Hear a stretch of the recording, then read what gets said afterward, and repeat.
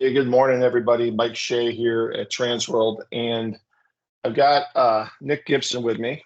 Nick is the owner of Gipson Cyber, and he specializes in cybersecurity. So I thought it would be really good for small business owners, particularly my clients and people I come in contact with, to understand the threats, um, how they get themselves in trouble, and this is particularly, Nick, for me, this is particularly important because I actually got to do a webinar with people in my industry next Mhm. month on technology, and I'm going to scold some old people about doing silly things and clicking on dumb emails and surfing stupid sites and all the things that cause them problems, and which leads to why I use certain devices and et cetera. So with that, why don't you give a quick introduction to yourself, your background, and then we can kind of get into a Q&A on what they should and should not do. Sure. So like you mentioned already, my name is Nick Gibson. I'm the CEO of Gipson Cyber. I have been doing cybersecurity for about 10 years, and I've worked in probably the biggest and most highest facets of cybersecurity you can get. I was a digital forensic investigator for the Department of Defense, as well as a number of Fortune 100 companies. And and I learned that no matter the size of the business, cybersecurity is everyone's problem. And that spans, I think the first thing I want to address is that fact that every business, if you intake money digitally in some formal way, you are of value to cyber criminals, and you need to put steps in place and be cyber aware, and what the industry calls, and what I like to call, having good cyber hygiene. Cyber hygiene. Yes, yes. Okay. So that's like, Okay. yeah, I mean, I could Expand on that. Expand on cyber hygiene. yes, so that's like keeping a password manager with really strong passwords in it. Checking every link that you before in your email before you actually click on it. When you need to, this is a big one that's been really getting a lot of people lately. Um, when you need to support for a software product that you have purchased, you don't just Google and call the first number that comes up, because most of that time it's sponsored numbers. You never click on sponsored ads or links or anything, because there's no checks or balances to them. They can add in whatever malicious links they want, and Google will promptly put it right at the top of the listing for you. They'll even have a fake site. QuickBooks is a big one for that. I heard about Office 365. Anytime that you have year-long subscriptions, there are groups out there that have phone numbers set up waiting for you to call them for them to scam you. So let's stop there for a second. Yeah. My favorite show on Sundays is Wicked Tuna, right? So I'm drawing an analogy in my head of like these predators are out there throwing bloody chum in the water or baiting hooks, and the ignorant are taking that dead fish on a line, which is the sponsored ad, and Yep. drawing you in. So why? Tell me why the criminal does that and why the hacker does that and how they use that information. Money. It's easy to scam people out of money that way. The people are calling. Usually, these people that you are calling the tech support. I mean, the general person out there is not really going to really know how tech works. So when they call these tech support lines and they think it's the number that they're calling, they think it's QuickBooks, they'll readily give up information and pay for advanced features and other things like that that are fake or not real.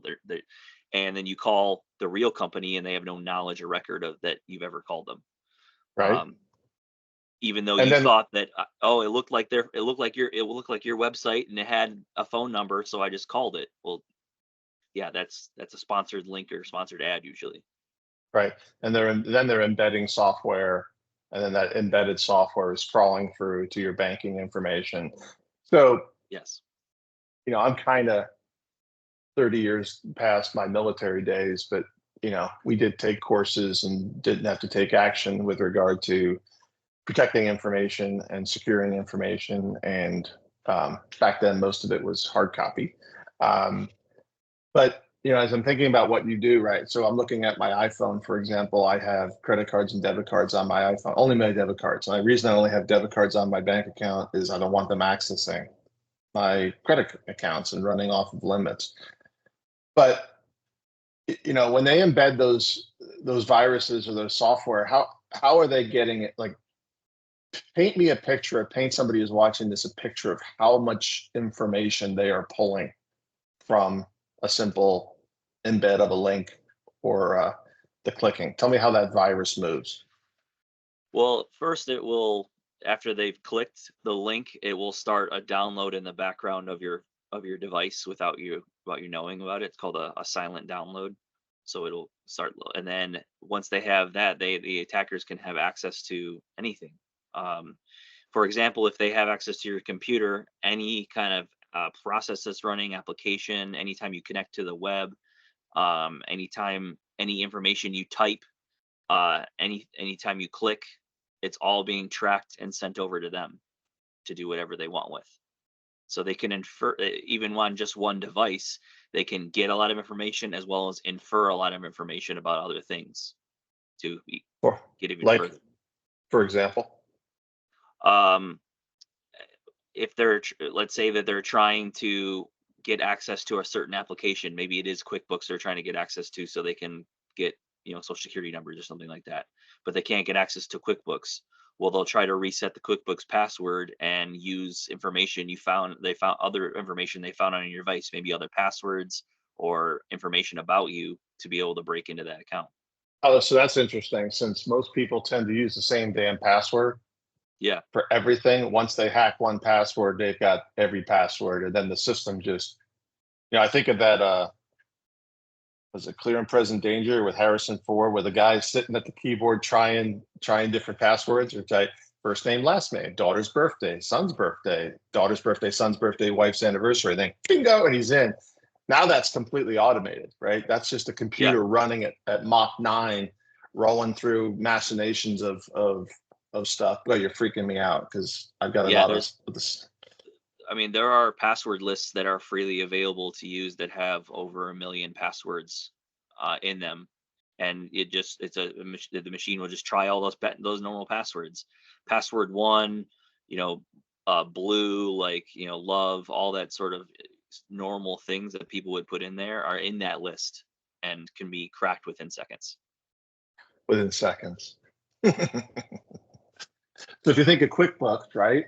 QuickBooks has got Social Security numbers. If you're doing payroll through QuickBooks, it's got your W-2s, it's got your W-4s, it's got your EIN. They can pull credit ratings, they can pull credit reports, they can create false identities, and then set up a bank account, on an offshore bank, and create mortgages, and all this stuff happens. So let's take that avenue of approach. What's the defense? Like, how do companies defend against that? Well, the biggest thing and the easiest, I guess, the easiest and cheapest way that you can defend against this is employee training. Train your employees not to click on those links or to verify things before they make large transactions, or have processes in place.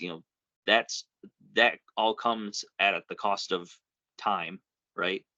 And could save more than any other technology. You can throw all the technology and buy all the tools that you want and buy all the services, and I would love to have you as a client, but at the end of the day, if your employees don't know not to click on the link and they click on the link, there is no tool that's going to stop them. Yeah, I mean, look, in my world, I deal with wires pretty regularly. So never happened to me, but I did have an agent years ago who, no matter how many times I would tell him, hey, don't send wire instructions, don't send wire instructions. In an email, the wire instructions are captured before they arrive at the endpoint, and the data is changed. So now it's all, fortunately the banker, the attorney caught it. This is 15 years ago. And So now it's verbally qualify. And now you got to worry. Now you got to worry on verbal quality, because now you can, what's the terminology for ghosting people's images and voice? You can AI a voice qualification. Yeah. So you have to almost create now a third layer of, you know, double, like a double check. Like, okay, I'm going to fax a freaking document, right? Mm-hmm. And I'm going to call, and then you're going to verify, last four, second two. You have to change up all these methods, and it becomes laborious and painful. But that's what they want. They want you to get Yes. complacent and try and find the easy way out, because on the other end, it's all automated. It's computerized. It's not like there's somebody working through this who's causing them pain. This is what the employee doesn't understand. It's like there's a computer doing all this. It's set up in a nefarious manner to play upon your simplicity and your default to convenience, so that out of a million, and they're doing this a million times a day, right? Yeah.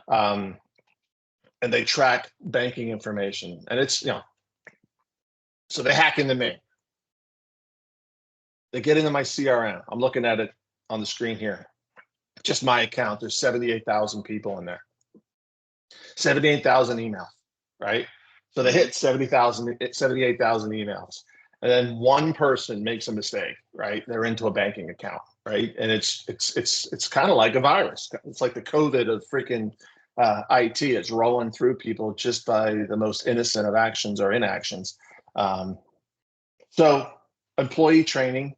What else? And then on backing that employee training up is having a good technology stack of security tools that you use for everything about your business. It's no longer just computers anymore. So when I'm protecting my clients, I don't protect just computers. You work mostly in the cloud, or I hope that everyone should be working in the cloud. That's another thing that would be a good point of check block for anyone listening, is get your data in the cloud. Get it off of your physical devices. Put it in the cloud where it's behind a password and secured. I've had so many times where I come into an incident response situation where they've already been hacked, and the hackers didn't have to really work any hard. They got access to them very hard. They got access to the machine, and all of the data was just sitting on the machine. If that was all in the cloud, they couldn't have had access to that, even if that machine is compromised. So that's one thing. And then, having robust security solutions that are monitoring your data. I think one of the best ways to do that is data loss prevention, which is a service that I provide as well, on top of all the other security. And what it does is it's the same thing as loss prevention in retail. You are monitoring what's going in and what's coming out of the store. You're monitoring the data, that's coming in and going out of your cloud storage drives. So if you're a CPA and you have a list of social security numbers in your Google Cloud, which is completely fine, it's totally compliant, and that gets unknowingly sent over to an email address that's not within your company's domain, we want to know about that. We can stop it, and we can alert on it before it happens, so it prevents that stuff from happening in the first place. Right. It's like an exception, right? You've got a known database. You got a known database, and then there's an outlier. Okay, shut it down. Mm-hmm. Block the outlier, right? And that seems monumental in the minds of most people, but again, there's technology that's doing it really, really fast. Yes. So what industries are? I mean, look, my wife works in healthcare, right? I think of HIPAA records and data records, and even the medical platforms to go in and view my wife. There's a double entry into my mother's. I take care of my mother, and there's a double entry to get into my mother's medical charts. There's a double entry for me to get in. They do verbal verifications with me when they call. Of a series of questions that are preset, and they've alternated every week. I mean, there's a lot of doctor's appointments, but they alternate the question. It's never the same question, right? Yeah. What's the address? What's your date of birth? What's your favorite color? What's her dog? Well, she doesn't have one. What's your dog? Until you get through it, and it's frustrating to the consumer. But how much theft is going on? How much Yeah, damage is going on? How billions of much? dollars, billions every year. Yeah. And does everyone thinks it's just hospitals and governments and city? Who's getting hit? It's a lot of healthcare, but it's not just hospitals. It's small doctors' offices. It's chains of networks and things like that that are getting taken down. I just think last week, the largest Catholic hospital system in the United States was hit with ransomware and took all 15 of their hospitals down, as well as all of the outlying like outpatient centers that they have as well throughout their expanse. So Can you that's say one which? of them. Can you say which system that was? It was I'd have to look it up. It's the largest Catholic hospital system. Hold on. Or is it It's in the Midwest, like in St. Joe, yeah, Ohio? yeah, say, Yeah, yeah, Ohio. What'd you say it was? St. Joe's. St. Joe's, yes, that's what it was. Yep, St. Joe's was just recently hit with a ransomware attack, and all of the hospitals in like Illinois and Michigan and Ohio, they've all been shut down. Yeah, I'm looking at the article right now.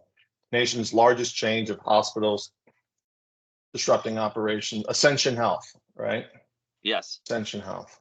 and That's the system. these are just the biggest hacks. The biggest hacks always make the news. But what happens every single day, all day long, are small companies, small businesses getting taken over. And those businesses don't get reported on usually. And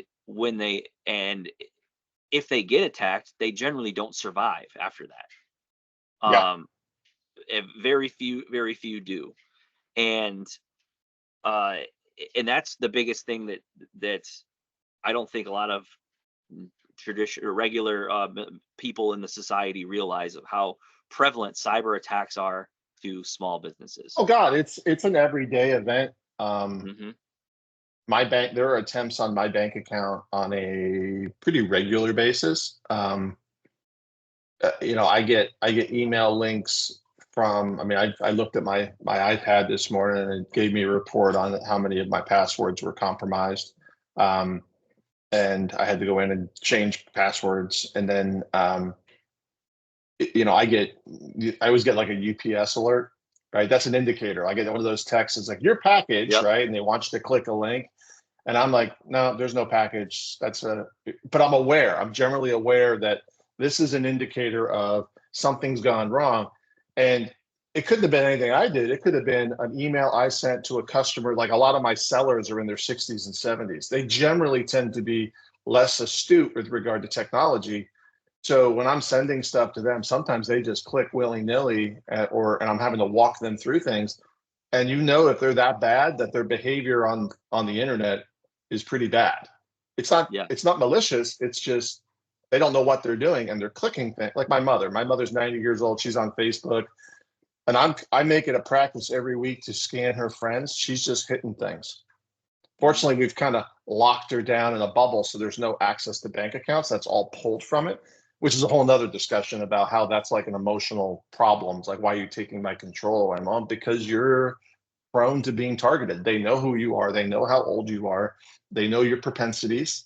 They know you're not savvy, and you're going to be targeted because of that. Yes. And the funny thing is, the consumer gives the enemy all the information. 100%. They put all when you set up a Facebook. I was talking to someone the other day about the power of looking at profiles on Instagram and Facebook, and how it literally is an intelligence source that was just given to the enemy. And I'm using that terms because that's like my background, right? So, Hmm. but you just literally told them who your friends are, what you like, where you went to school, what's your dog's name, all this shit you threw into Facebook, and Facebook's pretty damn easy to hack, right? I mean, Yes. how many times do you get like false I saw a false profile set up, and I looked at it, and there's a bunch of people who have already friended the guy, and I'm looking at it. Did you not open? Did you not go to the profile and look that it's just a blank profile with a face and a phone and a name, and there's no like exchanges going back and forth? It's pretty readily apparent what it was, but you friended it and you gave access to your profile, right? And then off to the races the viruses go and the damage gets done. So we talked about hardware. We talked about the stack. What else? I mean, that's really it. Like I said, having that good cyber hygiene goes a long way. Just like your mom and you are a great example. You have good cyber hygiene. You know not to click on things. She does not. She hasn't been trained properly, and to be honest, just there are people that are much younger than her that are in corporate offices right now doing the exact same thing. Yep. Yep. And it's because they are not trained properly. Right. If you tell an employee, hey, this is to protect the company and your job, they're gonna do it, right? I mean, if especially if you lay it down on what's the consequences for failing these things, and Yeah. I mean, that's think about that hospital, right? yeah, I'm intimately aware. So think about it. You go into a hospital, there's a public Wi-Fi, there's a private Wi-Fi. The nurses are on their cell phones communicating to doctors via their cell phones, which are hooked to the internet. yep. Probably there's a security protocol within the wireless cloud, but they're also on they're going back and forth, private to public. They're texting, they're on Facebook, they're on Instagram. I mean, they are not supposed to be, but they are. Or the janitorial staff, or the custodians, or the cooks in the cafeteria, or the delivery drivers. I mean, I spend a pretty regular time because of my mother's health in these hospitals. And you sitting in a hospital room, there's a patient there of all demographics on the web. No security on their device. Yes. It's like going through an airport, you want to have a VPN, right? A virtual private network, because if that's a target rich environment, so too is a hospital. So too is a stadium. So too is a sporting event. So too is an academic center, because there's lots of people there. And it's funny. I can't tell you how many times I've gone like with my phone and sent my drop card, like via someone leaves their Bluetooth open. I'm just sending my business card to people just to go, hey, FYI, your network's open, and I'm dropping my business card onto their Bluetooth. Good cyber hygiene. And then they look up, and I watch them look up, and I go, I don't want to walk up to them and go, hey, by the way, your hygiene sucks, but your hygiene sucks, right? Do you understand the threat environment you're sitting in? And to most people, it's no big deal. They're like, hey, whatever. But it's real, man. It's real. And it's gotten to a point where there's insurance for, insurance companies have a whole line of product just for this. Yes. And that when I started in cybersecurity about 10 years ago, it was just an add-on line item to general business liability insurance. And really only like the big name companies had cyber insurance.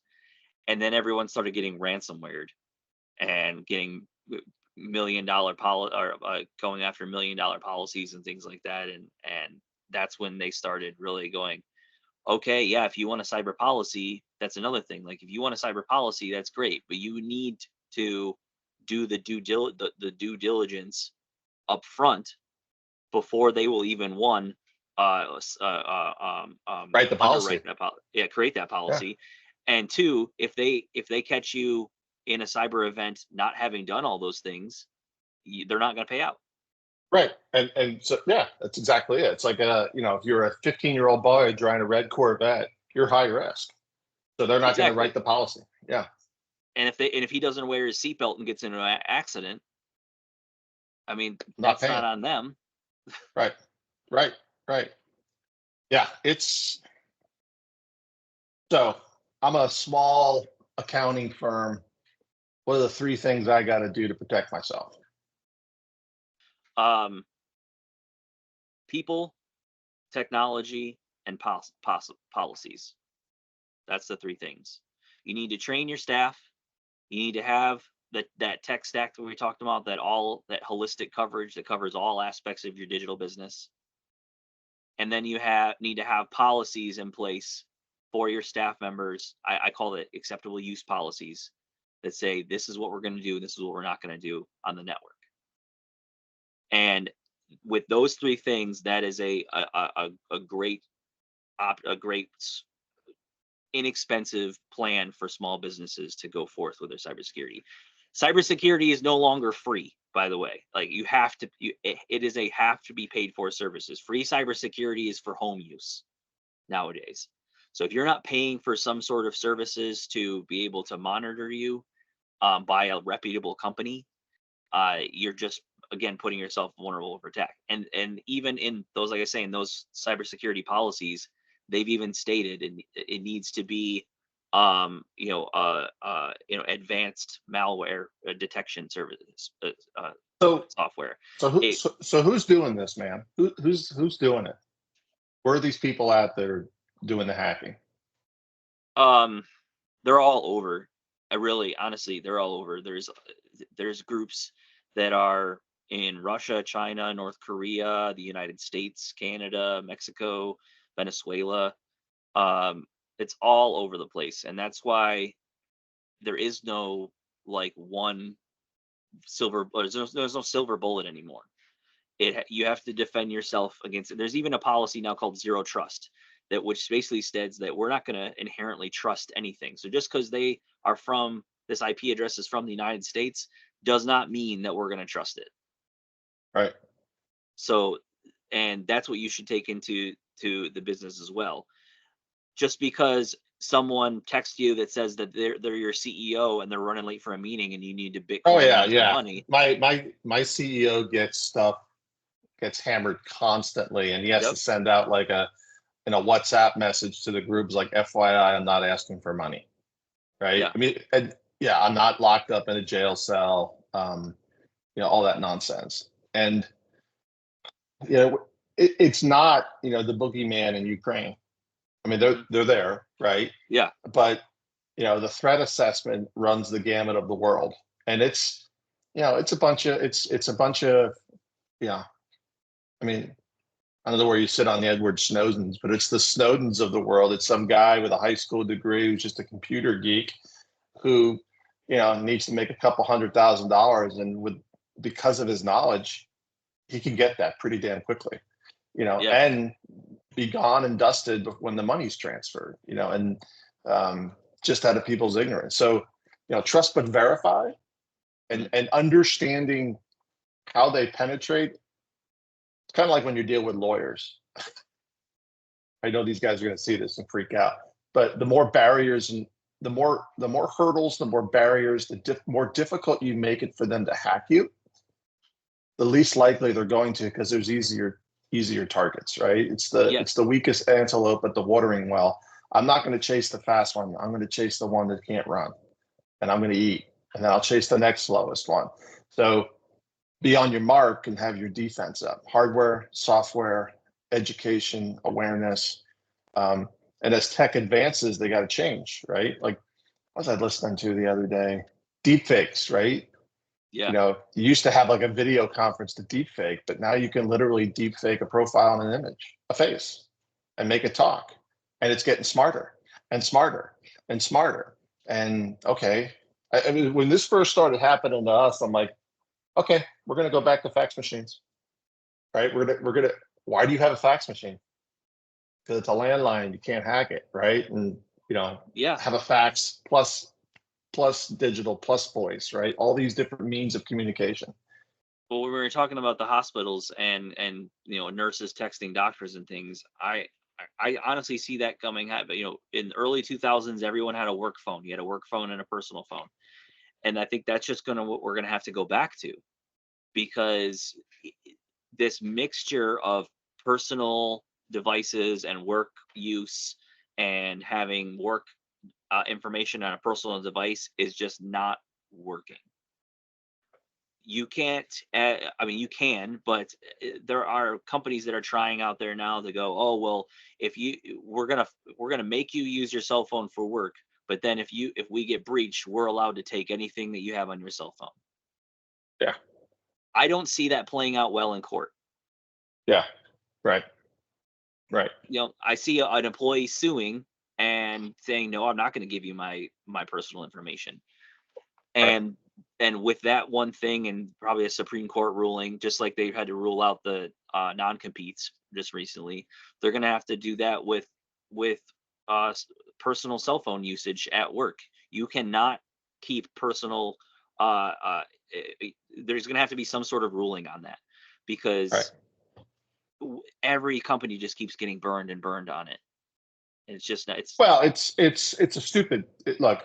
I remember 25 years ago working at Pepsi and just getting a cell phone. This was like the old Nokia with the pull-out antenna. It was like a major deal. Like the boss was freaking out because it was an expense, right? And like, well, I can communicate with drivers now. And then it was beepers, and then it was Blackberries. I mean, say what you want about BlackBerry, but it was freaking secure. It was, there's a reason the government used BlackBerry forever. I wish it was still around, by the way. I love those freaking things. It still is. That's what they do now. They only sell their security algorithm to governments for encryption. That's what they do. Yeah. And I think I mean, there's a place for that in business, is that there's, someone's going to crack, information is of value. And, part of, why is Google the search engine owned devices? The nefarious way I look at it is because they're accessing data and they're not having to pay for it. I mean, you don't want to think that's what's occurring, but that's what's occurring, right? So if I own the highway and I own the device and you're giving me all your data, then I don't have to pay for that, which costs money. Ask any digital marketer. Ask any digital marketer out there how much information they get from you just visiting a website. Oh, it's all there. It's all there. And look, I as a person trying to penetrate, so I literally know that occurs. Like every time I go to a Google location, I check in at that Google location. I got one of those. Google pays me for my reviews on sites. I have an app on my phone, and they ask me, "Did you search this?" And because I'm making money on it, I'm like, "Cool, I know what I'm doing." As long as you know that's the mechanism that's there. And people are like, "What?" I'm like, "Yeah, there's an app where they pay me for my opinions because they know I'm a white male making X amount of dollars who lives in this area, who's going to these websites, and they want my opinion." Okay.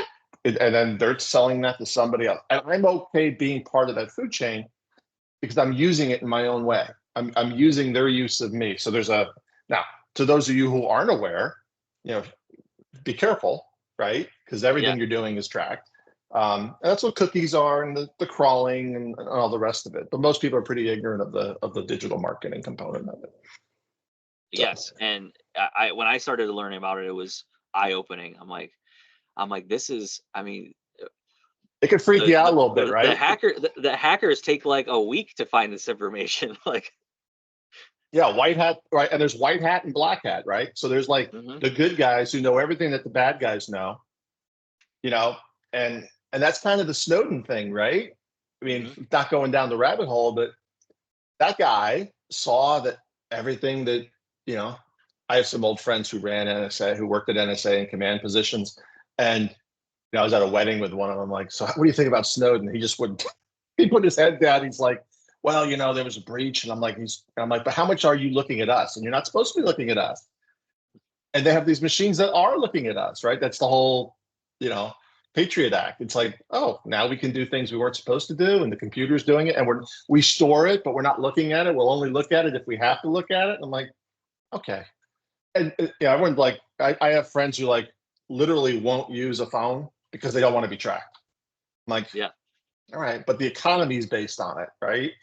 And the convenience factor, and this is how we pay, and this is, and they go down the worry board of like, oh, this is, the end of the world, and the 666 thing from Revelation or some crap like that. And I'm like, okay, settle down. But if then you can use it to your advantage, right? And just be aware. And if you're aware, you can protect yourself and live in that ecosystem without getting yourself burned. Yeah. So the internet was never meant to do what we make it do. It was literally meant to just transfer files in between government organizations. And now we've kind of bastardized it basically, and have just forced 10 pounds of crap into a 5-pound bag, and just made it work. But that Yep. inherently is built on an insecurity. So when you are out there and let's say for the Snowden example, and we want our government to be protecting us, right? But in order to protect us, how technology is built is it has to gather all the data first and then filter from there. Right. So that's what was like the new FISMA Act was talking about, or was that in order to find um, covert espionage happening within the U.S. online, they need to gather everyone's data and then filter from there. Right. And so Right. you kind of have to. There's no, like I said, there's no silver bullet. There's no great way to do this. It's either you get none of the data and you're not protected, or you get all the data and filter it and be protected. I get it. Totally get it. And it's not an easy solution at all. Yep. It is.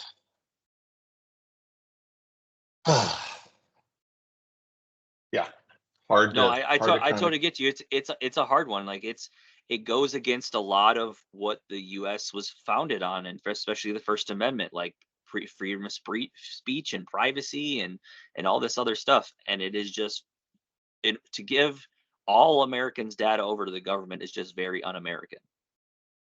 Yeah, and so if that be the case, and you still want to be protected, you're going to have a whole nother. Do you want to live in a world with walls and have a military that's 4 times the size of it, and you have human intel that's out there, doing the work that technology could do, right? Yeah. And and Americans aren't going to pay for that. So but they're so unaware of what's going on from a threat standpoint. Like, oh, Snowden's a bad guy. Well, what did he see? Yeah. Right? Is he? What did he see? And I think there's a happy medium between the two. He certainly drew to light the people that, hey, FYI, we're doing some sneaky stuff. We always do sneaky stuff, but I don't think those guys were acting nefariously. I think they're given a hard job, right? Yeah. Hey, protect America. And there's people all around the world who are trying to do things, and you're down in the muck and the mire, and it's kind of like a cop in a slum, right? Hey, Exactly. protect us and keep the crime out. It's like, well, do you really want to see what goes on? Do you really want to see, or do you want to, the old Jack Nicholson thing, and so we don't want to talk about things at cocktail parties, right? What's really happening in cyberspace, right? Mm-hmm. All right, that was awesome. Thanks so much. Give everybody your website and your phone number and how they get a hold of you. And I'd encourage everybody, if you've got a small business, to spend some time with Nick and entertain using his services. Sure. So yeah, website's easy, gipsoncyber.com. That's GIP as in Papa, SON, cyber.com. And then phone number 813-563-9562, 813-563-9562. All right. Look forward Thanks, to man. calls, and if you ever want to just talk or give me a call or anything, I'm always available. So Yeah. Thank you for your time, Michael. This has been a great talk. Thank you. All right. Thanks.